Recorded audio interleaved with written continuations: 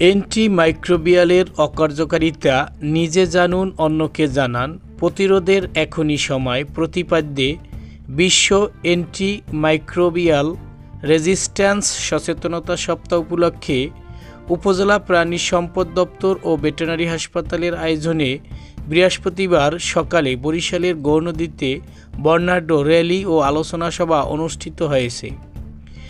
এ উপলক্ষে বৃহস্পতিবার বেলা 11টায় উপজেলা সদরের ভেটেরিনারি হাসপাতাল চত্বর থেকে একটি বর্ণাঢ্য র্যালি বের করা হয়। র্যালি শেষে নাবানা ফার্মাসিউটিক্যালসের ভেটেরিনারি ডিভিশনের সহযোগিতায় veterinary surgeon doctor Mohammad Mahmudul Hasan ফরিদের সভাপতিত্বে ভেটেরিনারি হাসপাতাল মিলনায়তনে এক আলোচনা সভা অনুষ্ঠিত হয়। এতে প্রধান অতিথি হিসেবে উপস্থিত ছিলেন গৌরনদী উপজেলা প্রাণী সম্পদ কর্মকর্তা ডাক্তার পলাশ সরকার।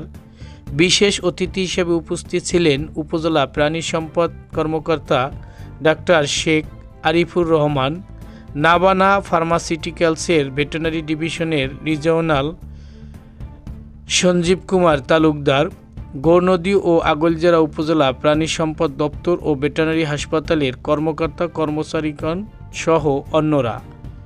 এ নিউজ 24 নিউজ ডেস্ক।